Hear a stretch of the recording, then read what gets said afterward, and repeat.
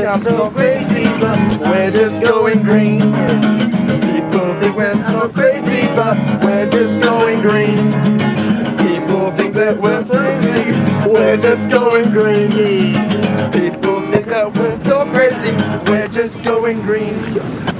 And a very good afternoon, Phuket. My name is Nick Anthony, and this indeed is the Going Green Show. We're on show number 67 this afternoon, and thanks very much for listening into 89.5 and to our Going Green Show. That last song was by Train, called 50 Ways to Say Goodbye, and I must say I had a bit of a smile on my face as those lyrics were said, included getting eaten by a lion, caught in a mudslide, and drowned in a hot tub. Not a very, upbeat song lyric. However, my show is all about going green, and indeed, if we don't make certain changes in our own behaviours, then the planet also has many more than 50 ways to say goodbye. In fact, there are 7 primary drivers of extinction, and all are the result of human behaviour. Let's just take a look at those in light of that song. The first, of course, is habitat loss through deforestation. News during the week was Aceh, a province in Indonesia, just to the southwest of Phuket, a large island where it was heavily impacted by the tsunami, just announced that they're going to give 1.2 million hectares to developers to destroy for palm oil plantations, destroying peatlands, some fabulous forests, and also mountainous areas, which would create, through that deforestation, increase in flooding risk, landslides, and generally be a big problem for the local people. So habitat loss through deforestation, a big problem for the planet, and also a problem locally. The second is takeover by invasive species. I often get asked about that. What does that mean? A good example during the week was the identification of a new mosquito in Florida. It's about the size of a dime, so about the size of a large coin, and indeed is attacking animals as well as humans. And people are saying that it's akin to getting hit by something when the thing actually bites you. So big problem there in Florida. Government's been cutting back on budgets, and part of that budget cutback involves less money for mosquito fogging and mosquito control. The third direct driver extinction is air, sea, and land pollution. We've, of course, been seeing that directly here on Phuket as tourism increases and the number of people living here on the island increases. We have been working very hard with the government for the last 3 years to change those habits, also working with retailers and businesses, and we're seeing changes. Roadsides are much cleaner, which is very beneficial then on the amount of trash flowing down into the oceans when it rains. And the result is also that we've seen about a 70% reduction in litter that's now on our beaches. So well done, Phuket. Great first step. And we'll be looking for a litter campaign to come out of the government this year in 2013. The fourth direct driver is climate change. You've all heard increasingly about the effects of climate change, and indeed every month goes by a new study comes out showing the world is getting hotter, that climate change by 2050 is going to have a massive impact on all of us if we don't change our ways. And even places like Bangkok, by 2060, they're suggesting that the water may be knee deep. The fifth is overexploitation of our resources, including the draining of water and the draining of oil. And the last two, which magnify all of the others, is the human overpopulation as we trundle towards 9 billion people, and more people go to cities. And of course, some of those cities will have problems with climate change, so that's going to exacerbate the issue. And the last being consumerization, and the simple belief by most people that more is good. And as places like India and China and other third world countries start to now come into a Western mindset of consumerization, the demand for computers, tablets, TVs, etc. becomes far too much for the world to handle. So that's the basis on our own drivers for extinction. And tonight's show, I'm going to be talking about, this afternoon's show, I'll be talking about accelerating sustainable change.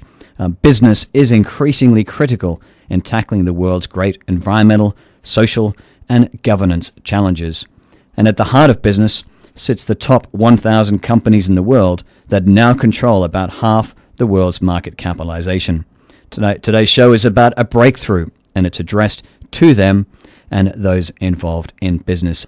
This is Going Green with Nick Anthony on Live 89.5. Welcome to the Going Green Show, show number 67 this afternoon. We're talking about big business today. I'm going a little conceptual in terms of the strategies that are either in place or coming into place that is necessary to revert a potential crisis ahead of us. The Guardian is consistently very forward-thinking in its reviews and its strategies on the types of things that business in particular have to do and have to change. And indeed, as we just mentioned before, business is increasingly critical now in tackling the world's great environmental, social, and governance challenges. The Guardian have worked on a group called the C-Suite, which is a grouping of senior executives who direct the enterprise. It's the capitalist enterprise of the constellation of around 1,100 companies worldwide that now control around half of the world's market capitalization. Breakthrough, which is the topic of today's show, is addressed to them and to those of us not only who advise them, but also those of us who buy products from them. The context is that a paradigm shift is underway all about us, but we need to accelerate and shape it. Whereas Copernicus sparked a scientific revolution by declaring that the Earth goes around the Sun, and Einstein worked out that energy and matter are virtually interchangeable, the emerging paradigm relates to our new role as the dominant global species in the Anthropocene era. A series of giant societal pressures and waves has impacted governments, businesses, and financial markets in recent decades. Sometimes the changes they drive are predictable, but often they are complex and non-linear. The latest wave focused on the emerging concept of sustainability. Now, with that concept firmly in business mind and the initiation of CSR programs and the first discussions of business strategies underway, we must now begin to build the next wave. This wave is focusing on breakthrough solutions across the economic, environmental, and the social, as well as governance agendas.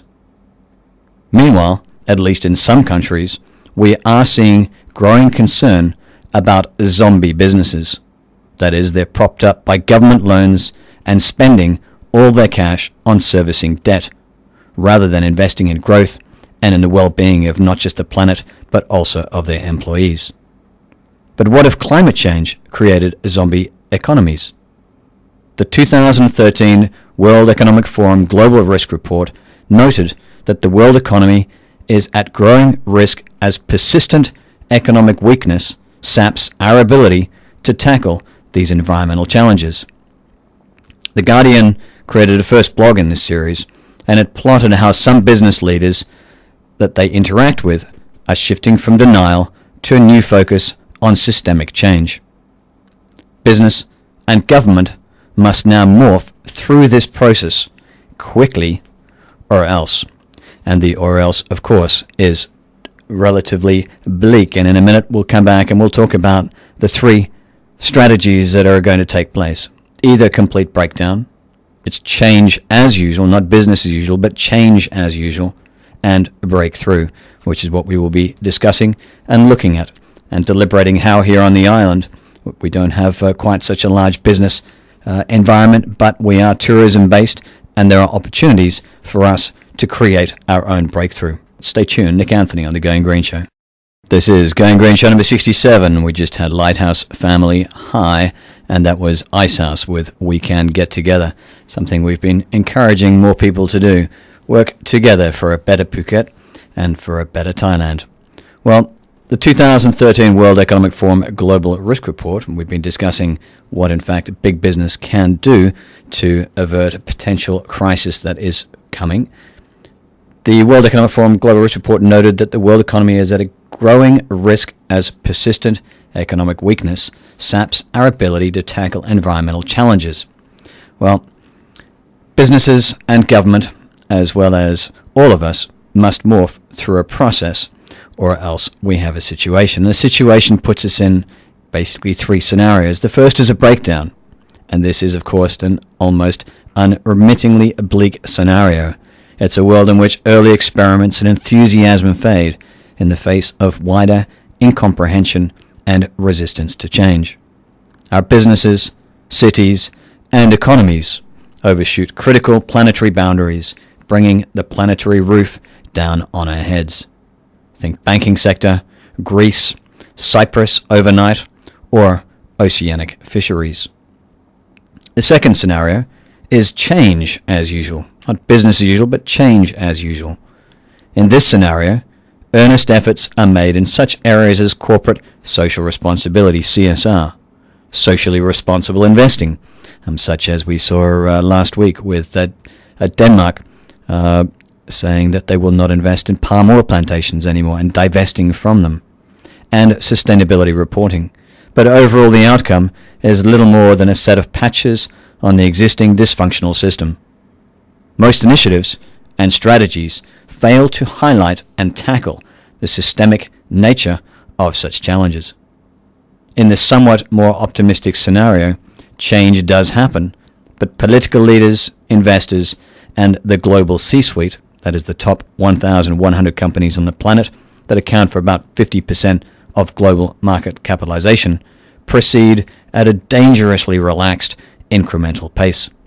Think sustainability reporting or socially responsible investing. And the third is, which is the topic of this afternoon's show, breakthrough.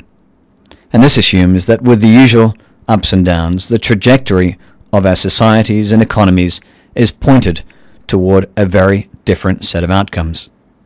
Here, innovators, entrepreneurs, intrapreneurs and investors, and crucially, policymakers manage to work together to build a new system, fit for purpose in a world of 7 going on 9 billion neighbors. Progress is achieved through ventures that dare to set ambitious targets, and then, over time, drive them through to change the market and political systems within which they operate. Think, for example, of biomimicry or the circular economy. Now, you can follow The Going Green Show and a full transcript of today's show at www.myseek.org, and on the right-hand side of that you'll see the Going Green show, the radio, and you can click on today's show and it has the full transcript there. Also on that website is my Twitter account, or you can go to Twitter and follow me as Indigo Nick. And I've just retweeted an article that was posted a couple of minutes ago from the Huffington Post, and it was actually fairly good timing that it's come about. And the article is called "Let's Talk About Environmental Debt," and it talks about, for example, the health problems that come about from burning coal. So there is a cost in the coal itself. There's a cost in setting up the ability to convert that into power, and then there's the cost of distribution. But there's a further cost, and that is environmental degradation and health degradation. And as they say rather nicely at the end of this article, which was a quote from Ben Franklin, "An ounce of prevention is worth a pound of cure."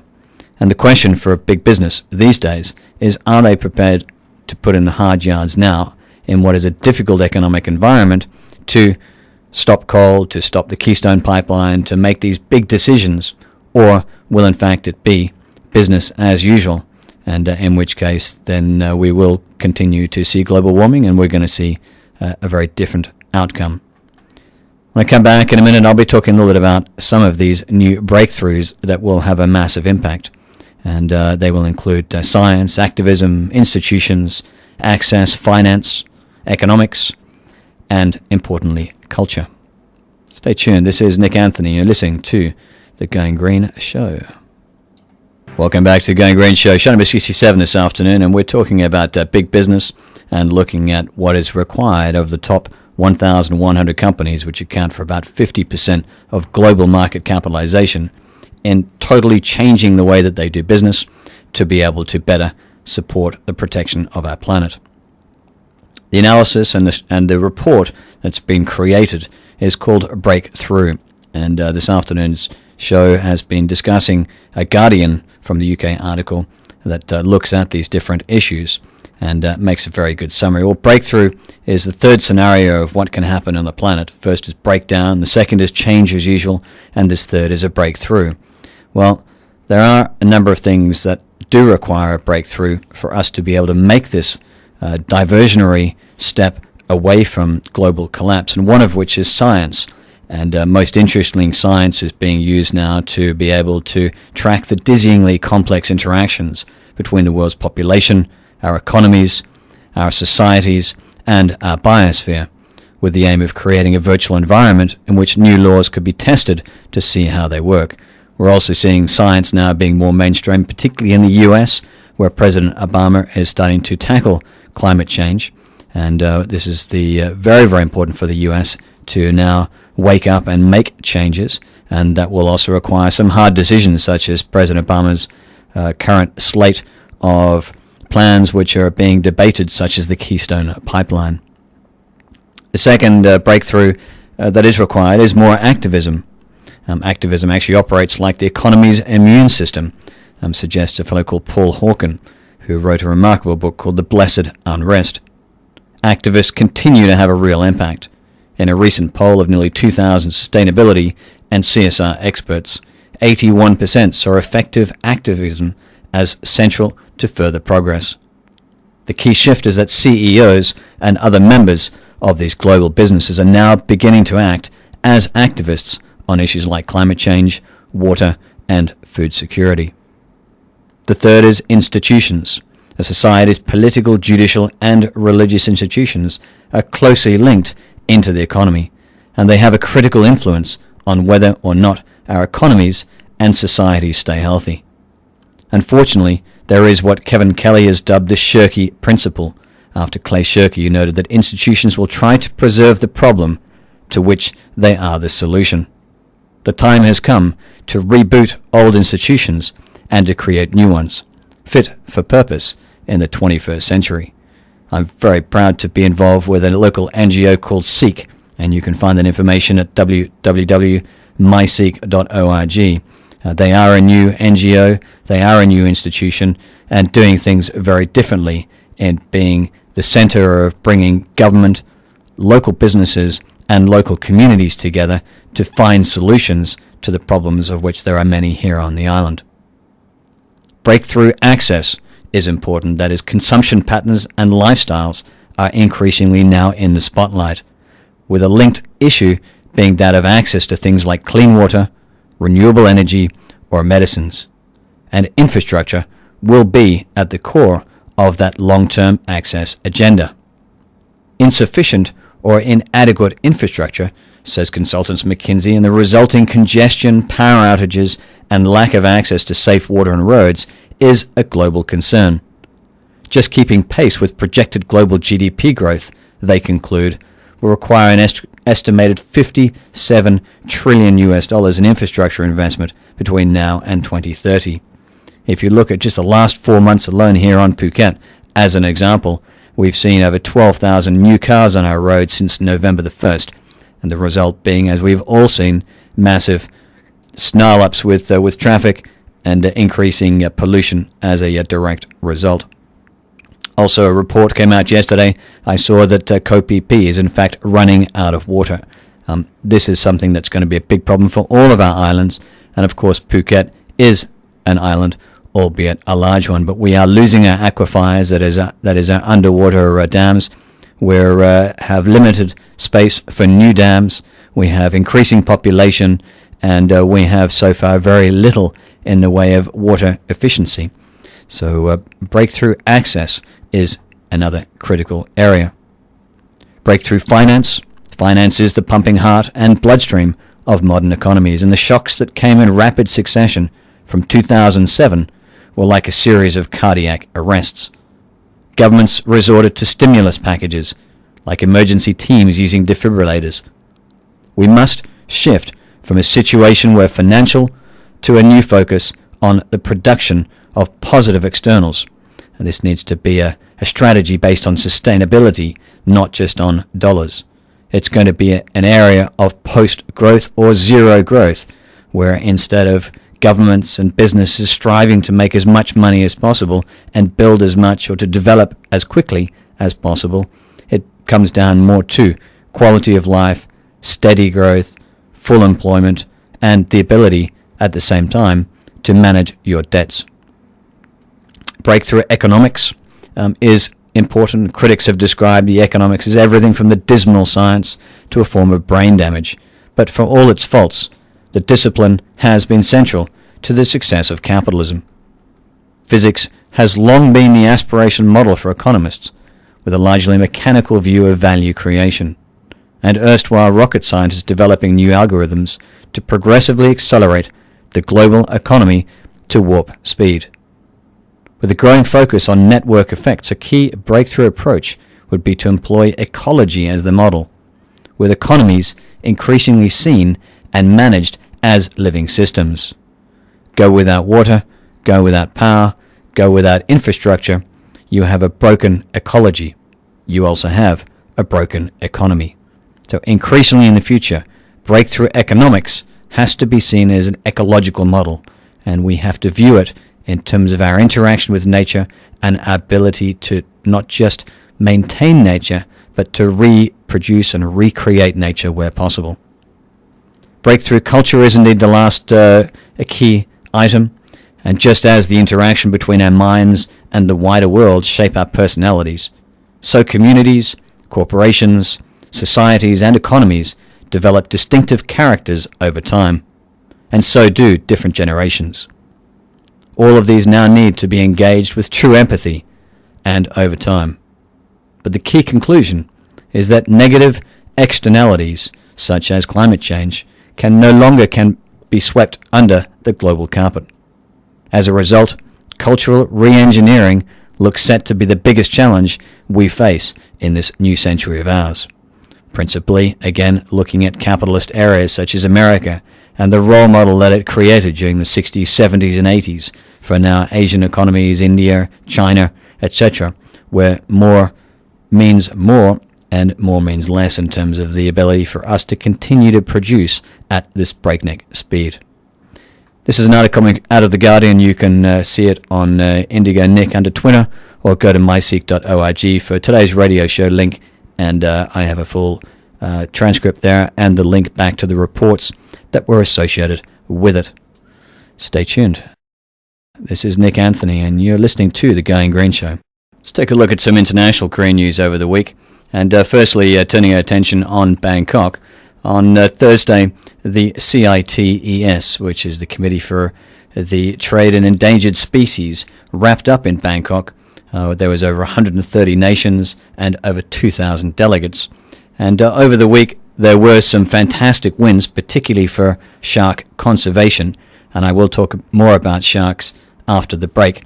However, CITES did sound the alarm for rhinos and elephants. The worst offending countries in the ivory trade have been given a strict deadline to reduce their involvement or face sanctions. The decision taken at the final meeting of the CITES conference is meant to compel countries like China and Thailand to tougher action. Some campaigners say CITES is failing to protect elephants and want more urgent action. Data indicates that 17,000 elephants were killed by poachers in 2011. And it looks like in 2012 the numbers were pretty similar, if not up a little bit. In its final session in Bangkok on Thursday, delegates approved a decision to demand a clear set of targets for reducing the trade in ivory from the countries deemed the worst offenders. They're called the Gang of Eight and include the supply states Kenya, Tanzania, and Uganda, plus the consumer states of China and Thailand. The group also includes 3 countries, Malaysia, Vietnam, and the Philippines, which are important in the transit of ivory. The meeting heard that 6 of the 8 countries had now come up with action plans. The Standing Committee of CITES also agreed that if the actions described in those plans were not completed, then sanctions against the offending country or countries could be taken from July 2014. Secretary General of CITES John Scanlon explained that the deadline was real. He says that the 8 states are prepared to do more and be measured against that. There is also recognition that a failure to take action may see the Standing Committee consider compliance measures, and the ultimate sanction under our convention is a trade suspension. But the lumping together of the 8 countries as worst offenders has upset several of the countries. Speaking in the final session, Patrick Omondi, the spokesman for Kenya's delegation, drew a major distinction between the actions being taken by source and consumer countries. Demand reduction strategies in Thailand and China are totally different from what we are supposed to be doing. Ours depends on resources, says the Kenyan delegation. If you give me screens to screen tons of containers, we'll screen every container passing through the Mombasa airport. If you give me 50 more sniffer dogs, we'll be sniffing every animal part that passes through. Thailand's legal domestic market has been highlighted at this meeting as being a particular source of concern. It's believed that criminal gangs take advantage of this loophole to launder ivory from African elephants into Asia. At the start of the meeting, our Thai Prime Minister, Yingluck Shinawatra, accepted that her country needed to change its laws. The conference also discussed other measures in the fight against elephant poaching. The delegates decided to require countries that make seizures of ivory to send samples for DNA analysis to established facilities. They also asked countries with stockpiles of ivory to give up-to-date information on the scale of these holdings. Many experts fear that ivory from these stockpiles is being diverted into the markets. Jason Bell from the International Fund for Animal Welfare agreed that these steps would help. These developments, he says, will not stop the current poaching crisis that is killing up to 25,000 elephants per year, but they will help, and they should save some elephants. Many campaigners were unimpressed by the site's stance. A group of 10 conservation and welfare organizations issued a statement saying they were outraged by what they term as the failure of sites to stop the poaching. They want a much tougher approach taken, especially with respect to China, the major consumer. China could end the killing by immediately closing its domestic ivory markets and severely punishing citizens engaged in illegal ivory trade. But it chooses ivory trinkets for a luxury market over live elephants, according to Steve Itella, who's a director of Youth for Conservation. That was an article put up on the BBC website this week after the completion of the site's conference up in Bangkok. This is Nick Anthony. Stay tuned. It's the Going Green Show. Welcome back to the Going Green Show, and hope you're having a fantastic afternoon. It is indeed a beautiful day. Do get out in the ocean, do enjoy our beaches, and do remember, if you see some trash, please do pick it up.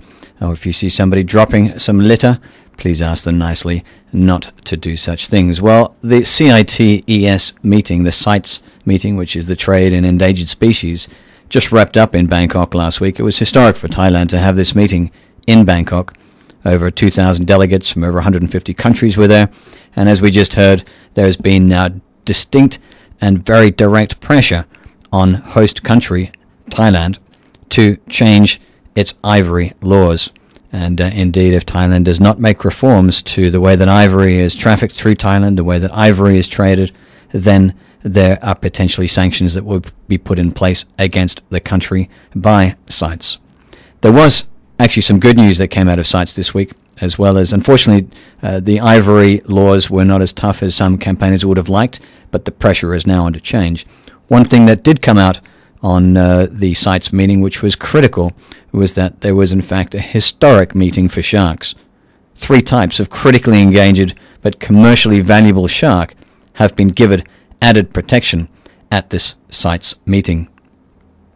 The body, CITES, which regulates the trade in flora and fauna, voted by a 2/3 majority to upgrade the shark's status. Campaigners hailed the move as historic and said the vote represented a major breakthrough for marine conservation. The oceanic whitetip, 3 varieties of hammerheads, and the poor beagle are all said to be seriously threatened by overfishing. Their numbers have declined dramatically in recent years as the trade in shark fins for soup has grown. Manta rays, in addition, are killed for their gill plates, which are used in Chinese medicine.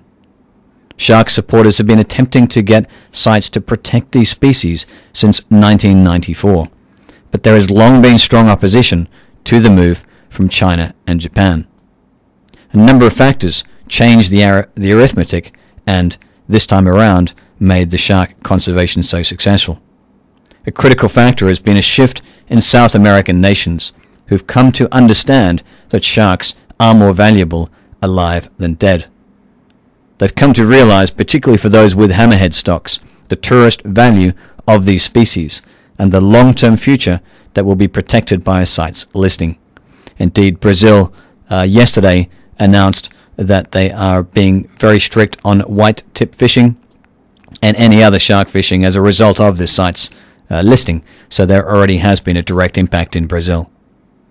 While the vote to upgrade these sharks was in the balance for a couple of days until it was able to go through, and unfortunately it did go through without the necessary votes to reorder a opening of the listing, both the exporting and importing countries must issue licenses.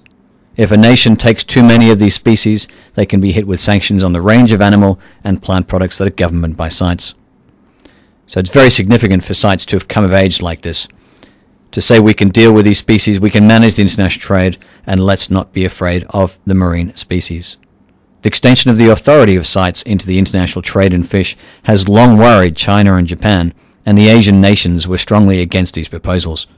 But many West African countries who have seen their native shark fisheries destroyed by large offshore operations voted in favor of the restrictions. Another factor was money, especially cash from the European Union. The head of the delegation told the meeting that extra money would be made available to help poorer communities change their fishing practices. If there's a need for the funding, then it will be available. The amendments can still be overturned. The amendments were not overturned in the final session, which was very positive, and so as a result of that, celebrations did come through. CITES has really come of age, and as long as these results now are implemented, then this is great news for sharks worldwide. We're seeing much better protection for sharks. We're seeing a reduction in the number of restaurants that are serving shark fin soup. We're seeing tough action in Singapore, in Hong Kong, and hopefully now here in Thailand, we'll see a reduction in shark fin usage and also a reduction in the ivory trade. All very good news. Stay tuned. I'll be back after the break with a wrap on local news, and I would love to stay with you for a few more hours and tell you lots of international news around the world, but I'm going to have to make a wrap on today's show.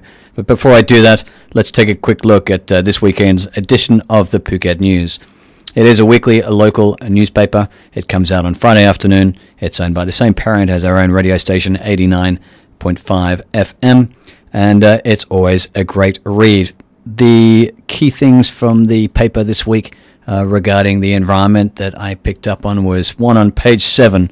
There was an article about officials on Phuket gathering to discuss the challenges of cracking down on the illegal wildlife trade here on Phuket, and the touts with slow lorises, gibbons and iguanas, amongst other animals that make their money from taking photos with tourists. 17 lorises have been rescued to date this year, but nightly touts continue to ignore warnings and arrests and ply this very sad trade. To report wildlife abuse, you can contact the Natural Resource and Environmental Crime Suppression Division, or better, Kun Nitikul, who is local, and number is 086689740. That's in the edition of the Phuket News. Do put that in your phone, and if you're down in Patong and you see these animals, call Kun Nitikul and let him know. This week, 2 Russians were arrested, as we just heard in the news, for the possession of 3 gibbons. They were on Koh Nui Island in Phang Nga Bay. Very good news. They got arrested, and those 3 gibbons will be put back into a national park. There's an interview on page 15 by local Obi Wetzel, a good friend. He's a leading builder and a consultant who is LEED accredited on Phuket and is supporting greener building codes and more efficient energy usage. Obi states that oil's a wonderful thing. Carbon's wonderful. We're all made of it. So don't burn it, but leave it in the ground. Let the trees and Mother Earth use it. Next Saturday at 8:30 p.m. Will in fact be Earth Hour, and it'll celebrate a worldwide commitment to ongoing change for the betterment of the one thing that unites us all, the planet. So switch off your lights, 8:30 to 9:30 next Saturday, and watch for the announcements around the island on who will be doing what with respect to some various people getting together to celebrate Earth Hour. Turn down the lights, turn off the lights, and try to save energy. Save energy for a better Phuket. Well, that is it for this afternoon's edition of the Going Green show number 67. I do hope you've learned something, and I'm always looking for people to come and join me on the show. If you've got something to say, come in and say it. Well, Phuket, of course, needs everybody's help. We need to reflect about our actions, refuse single-use plastic bags, straws and polystyrene. Try to reduce your waste, reduce energy use, and reuse what you can, including composting. From there, recycle as much of what's left as possible. Be responsible to Phuket and be responsible to our planet. And lastly, find your voice. Get involved in local community groups, get involved in beach cleaning, get involved with hotels and doing what they are doing to make these communities better. And indeed follow the example of something like the Kamala Green Club, which you can find on Facebook, as you can also seek. The Kamala Green Club has its first meeting for the year next Friday morning at the Kamala Orbiter's office. That's taking place from 10 o'clock until 12 in the morning. That's next Friday in Kamala. You're all welcome to come on down and have a listen. There'll be discussion of the beach cleaning strategies for this next 9 months. Also the timing of when they will be. And there'll be integration with the local community and the local government for new recycling facilities across Kamala. Kamala leading the way from what was a very troubled beach a couple of years ago with massive amounts of garbage. They're really doing a very good job with street cleaning. The Orbiter is definitely starting to get into the groove of sustainability, and there are a number of ladies within his administration who are doing a fantastic job in initiating recycling facilities. So well done to Kamala, and good luck Kamala Green Club next Friday with the first event. The next Green Club's Patong is just being formed, which is being organised by Absolute Group, and also Colin from O2 Beach Club is coordinating for a Southern Phuket Green Club as well.